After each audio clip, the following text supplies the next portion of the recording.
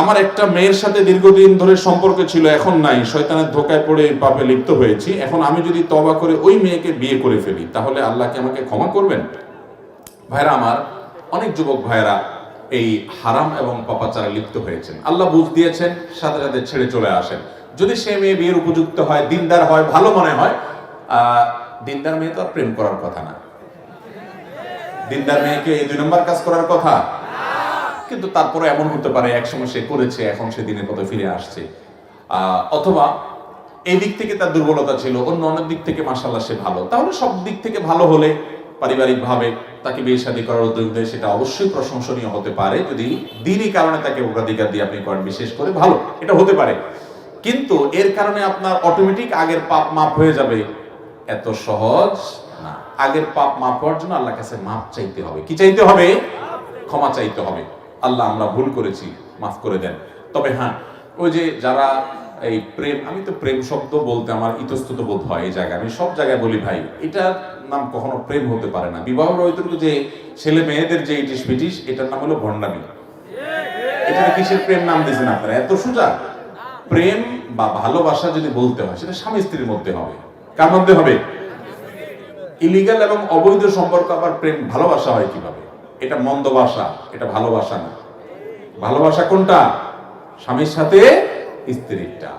যাই হোক, যদি কেউ এরকম 2 নম্বর কোন সম্পর্কে জড়ায় পড়ে, যেটাকে আপনারা প্রেম বলেন আর কি, এই 2 নম্বরেতে যদি কেউ জড়ায় পড়ার পরে বেশিরভাগ ক্ষেত্রে দেখা যায়, ওই যে ভণ্ডামি কেন বলছি, বেশিরভাগ হলো টাইম পাস। যুবকরা বদমাইশি করা, ফষ্টি করা তাদের ধান্দা, আর মেয়েগুলা অনেকে আছে এখলাসের সাথে প্রেম করে। এখলাসের সাথে প্রেম করে মানে কি, ও সত্যি সত্যি হয়তো ভালোবাসছে আর কি, কিন্তু সে বুঝে না ওই পোলা তো বন্ড পুরা, ও তো টাইম পাস করতেছে। ও অনেকগুলোর সাথে সম্পর্ক করে, আর এদিকে মাদ্রাসার হুজুররা এসে কানে কানে বলে, হুজুর একটা মাদ্রাসার ভালো দেখে পর্দানশীল মেয়ে দেখবেন আমার জন্য। এদিকে অন্য মেয়েদের সাথে ফষ্টি করে। ওই মেয়েরা তো টের পায় না, ও সর্বস্ব হারানোর পরে পরে বলে যে হ্যাঁ, বিয়ের লোভ দেখে, প্রলোভন দেখিয়ে দর্শন, হানতান, নানান কাহিনী সাজায়। আল্লাহ তাআলা আমাদের ছেলে মেয়েদেরকে বুঝার তৌফিক দান করুন। ভাইরা আমার, এই তথাকথিত প্রেম, এই প্রেম নামক গন্ডামের পর কত মেয়েরা নির্যাতিত হয়, কত ছেলেরা ক্ষতিগ্রস্ত হয়, প্রতারিত হয়। এগুলো বেশিরভাগই প্রতারণা। হ্যাঁ, তোমাকে বিয়ে করবো, হান করবো, তান করবো, যে তলে তলে মহিলা মাসার মেয়ে খুঁজে প্রতারণা হলো না? বেশিরভাগই প্রতারণা। যদি কেউ এই প্রতারণা করেছে, এরপরে তওবা করে ফিরে আসছে, আবার তাকে বিয়ে করছে, মন্দের ভালো। কিন্তু আবার এটা মনে করবেন না, অনেকে মনে করে হুজুর প্রেমের উদ্দেশ্যে বিয়ের উদ্দেশ্যে প্রেম করছি, আমার মধ্যে কোনো খারাপ মতলব নাই যে প্রতারণা করবো, 2 নম্বরই করবো, আমার নিয়তটা খালেস, আমি তার বিয়ে করব, এই উদ্দেশ্যে প্রেম করলে জায়েজ হবে কিনা। তো এটা নিয়ে আমি সবসময় বলি ভাই, কোরবানের উদ্দেশ্যে গরু চুরি করা জায়েজ হবে? আপনি একটা গরু চুরি করলেন, নিয়ত কি? আল্লাহর রাস্তায়, আল্লাহরে খুশি করার জন্য বিসমিল্লাহ আল্লাহু আকবার বলে কোরবানি দিয়া নিজে গোশত খাইবো, এলাকার মানুষকে খাওয়াইবো, মাদ্রাসায়ও দান করিব, এরকম খালেস নিয়তে যদি আপনি চুরি করিয়া গরু জবাই দিয়া কোরবানি করেন, সওয়াব পাইবেন না মার খাইবেন? তো কোরবানির উদ্দেশ্যে গরু চুরি করা যেরকম, বিয়ের উদ্দেশ্যে প্রেম করাও সেরকম। উদ্দেশ্য ভালো, কিন্তু পদ্ধতি কি খারাপ।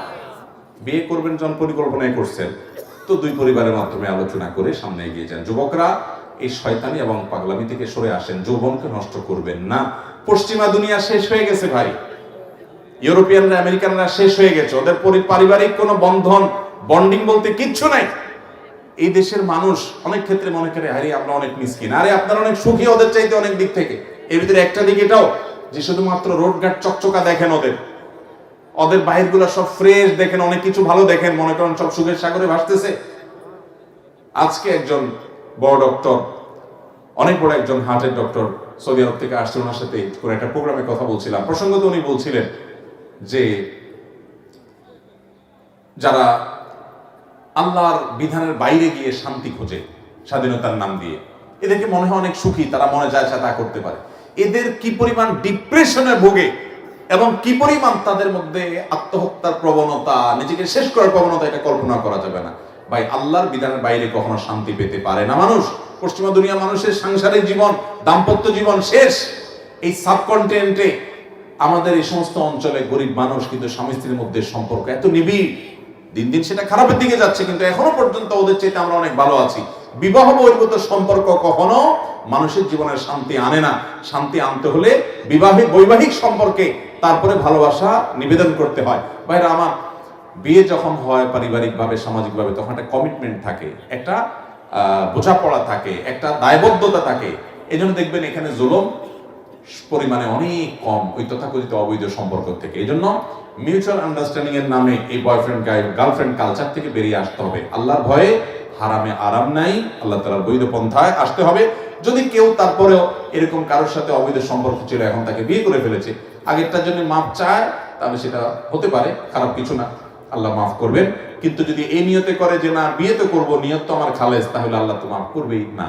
ওই 2 নম্বরই করা যাবে। এখন মুশকিল হলো বেশিরভাগই 2 নম্বরই করে, বিয়ের নিয়ত টিয়ত নাই, জাস্ট টাইম পাস। তো এই জন্য যে বিয়ের নিয়তে করে ও মনে করে আমি তাইলে তো নেককার এই যুগে, কারণ সবগুলা টাইম পাসই করে, আমি তো এর মধ্যে ভালো। তো এটা হলো ওই যে সবগুলা গরু চুরি করে এমনি খায়, একটু কোরবানি করে খায়, একটু পার্থক্য হলো।